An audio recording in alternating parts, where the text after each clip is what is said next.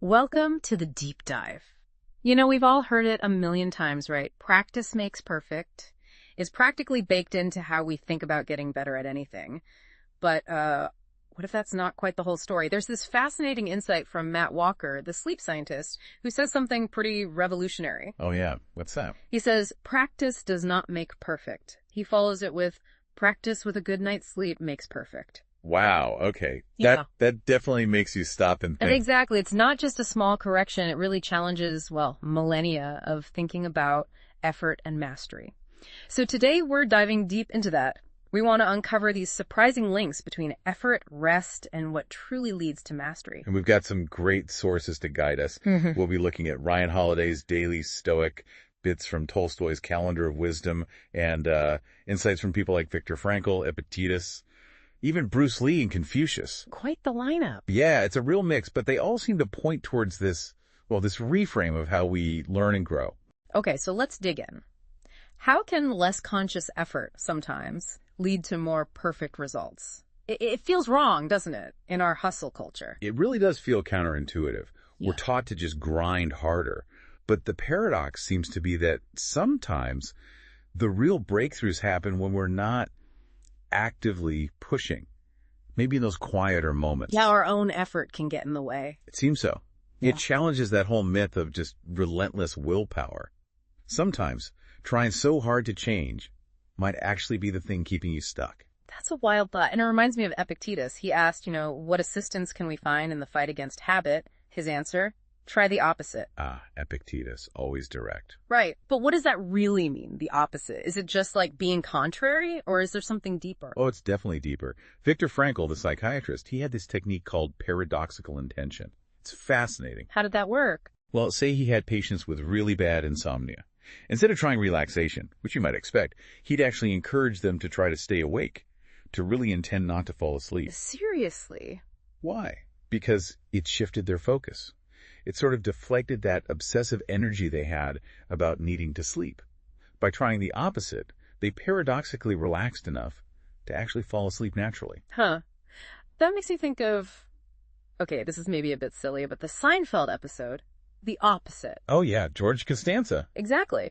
Where George decides every instinct he has is wrong, so he just starts doing the complete opposite, and suddenly everything starts going right for him. Yes. And Jerry's line, if every instinct you have is wrong, then the opposite would have to be right. It's comedy, but it hits on something real. Which is? Well, the bigger point is that our habits, our instincts, they can get stuck in these unhelpful loops. They push us away from what might actually be better or healthier for us. So it's not about throwing everything out. No, not at all. Some instincts are good. But exploring the opposite can be a really powerful way to jolt ourselves out of those bad patterns. It creates space. So, maybe ask yourself, are any of your efforts actually working against you? Could trying the opposite be a weirdly effective strategy? That's a great question for people to consider. And thinking about the opposite, it really emphasizes stepping away from direct effort sometimes, which brings us right to maybe the ultimate non-doing activity. Sleep. Ah, yes. Sleep. So what's actually happening when we're not practicing, not trying the opposite, just sleeping? Well, it's absolutely critical. Matt Walker's whole point is that the brain isn't just offline during sleep. It's incredibly active. Doing what? It's consolidating learning. It's strengthening the important neural pathways we've built during the day. And just as importantly, it's weakening or pruning the ones that aren't helpful. So it's like tidying up the brain. Kind of, but more like construction and renovation. Walker uses the analogy. Practice without sleep is like trying to build a house while constantly tearing down the foundation. Oof. That paints a picture. Right. All the learning, the experiences from the day they need that sleep phase to actually stick, to become real wisdom, not just, information floating around that disappears. That idea of things disappearing. It reminds me of an African proverb. Confiding in an unworthy person is like carrying a bag of grain with a hole in it. That's a good one. How does that connect maybe to our energy, our attention, and sleep? It's a perfect connection, actually. Think about your mental energy, your focus. True. It's finite, right? Yeah. It can leak away if it's not managed, not contained. Okay. Sleep, in this sense, is like the daily mending of our psychological container. It patches the hole so we can actually hold on to and process the important stuff we gather during the day. Without it just dissipating. Exactly. And this ties right into what Bruce Lee said. Long-term consistency trumps short-term intensity. Right, I remember that quote. He knew, maybe intuitively, that you can't just go full throttle all the time. Sustainable practice needs that recovery, that reflection, that integration. Otherwise, you're just creating that leaky bag. You might feel like you're doing a lot, but it's not sticking. So the message for you listening is, Yeah. sleep isn't passive. It's not a luxury. It's truly an active, essential part of learning and growth. It stops your efforts from just leaking away. Precisely. It's fundamental. So sleep helps consolidate information. What about higher level stuff, like our intellect or even our capacity for love? Tolstoy had that line. Ah, yes. Love provides a person with the purpose of his life. Intellect shows him the means to achieve that purpose. Beautifully put. But how does sleep play into that? Well, think about what happens when you're sleep deprived. That balance Tolstoy talks about, it gets thrown off. Love can become, well, clingy, anxious, maybe even desperate attachment. Yeah, I can see that. And intellect, it can turn into just anxious overthinking, spinning your wheels, ruminating, not actually solving anything productively. Sleep helps restore that natural balance. It helps these faculties work together constructively. It allows us, as some Eastern wisdom traditions suggest, to better distinguish bad from good. Our intellect serves our purpose instead of getting lost in worry. That makes sense. And thinking about gaining wisdom, Confucius had his 3 methods. Right. Reflection, which he called the noblest, imitation, the easiest, and experience, the bitterest. How does sleep factor into those? It's essential for all of them. Reflection needs that quiet mental space, that downtime, for insights to actually bubble up and connect. Sleep provides that. Okay. Imitation, just copying someone, needs sleep to consolidate those actions, to turn conscious effort into natural embodied skill. It wires it in. An experience. The bitter path. Especially experience, raw events, successes, failures. They need that processing time during sleep to transform from just stuff that happened into actual useful wisdom you can learn from. So going back to George Costanza for a second. Yes, our unlikely guru. He consciously did the opposite during the day, disrupting his patterns. But you're saying the real integration, the cementing of those changes probably happened. Overnight. Exactly. While he slept, his brain could process those new, successful experiences without the old, ingrained, self-defeating patterns constantly interfering. Sleep gave the new patterns a chance to stick. It really highlights that it's not just about conscious action. It's about the underlying system functioning well. Absolutely. Which reminds me of T. Ellen McCarter's line about airplanes. Which one? The most important wings on an airplane are on the pilot.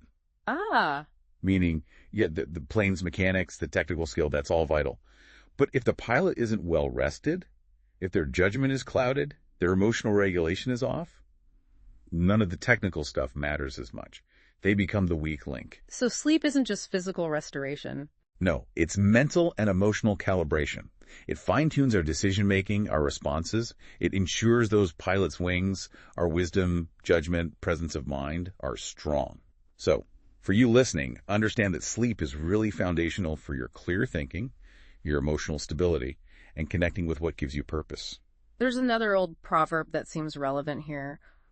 Don't be wise in words, be wise in deeds. How does that connect to sleep?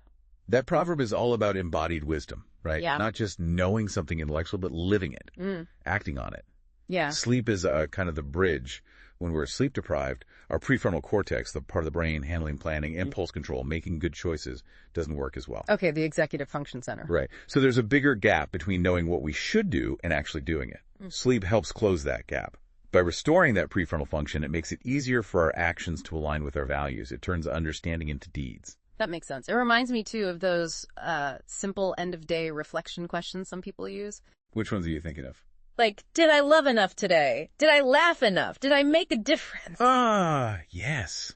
Those are powerful. Reflecting on questions like that just before sleep, it's like giving your brain marching orders for the night's work. How so? You're essentially priming your mind. You're making love, laughter, contribution, whatever your key values are, the organizing principles. It's like telling your brain, okay, sort and strengthen the connections related to these things tonight. It helps prune the noise and reinforce what truly matters. So it directs the consolidation process. That's the idea. It helps integrate your daily experiences in a way that aligns with your deeper goals. It really underlines that wisdom isn't just learned, it's lived. And sleep is critical for weaving that knowledge into the fabric of your actions. Okay, so pulling all this together, What's the big picture? What's the fundamental takeaway about how we grow?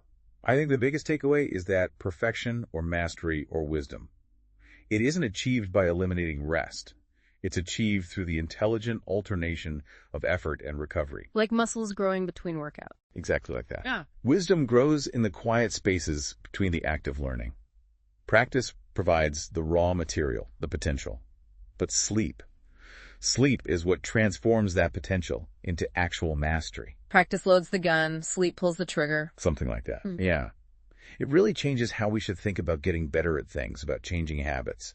It shifts focus from just more effort to a smarter cycle of effort and integration. Which is honestly a pretty radical reframe in our world that's obsessed with constant productivity optimization, 204/7 hustle. Completely radical. Because it suggests that sometimes the most productive thing you can possibly do is nothing, is to rest, to sleep. Precisely. Real, deep transformation doesn't seem to happen through brute force. It happens when we create the right conditions for our natural processes of growth and integration to unfold. So maybe a final metaphor. How about this? Practice plants the seeds. Sleep tends the garden where wisdom actually grows. I like that. And hopefully thinking about it this way challenges some of your own ideas about productivity. Maybe it invites you to trust a bit more in those unseen, unconscious processes that are working away while you rest. It definitely puts sleep in a whole new light, not just downtime, but essential active transformation time, moving it from the bottom of the priority list right up to the top. It really should be. So maybe a final thought for everyone listening.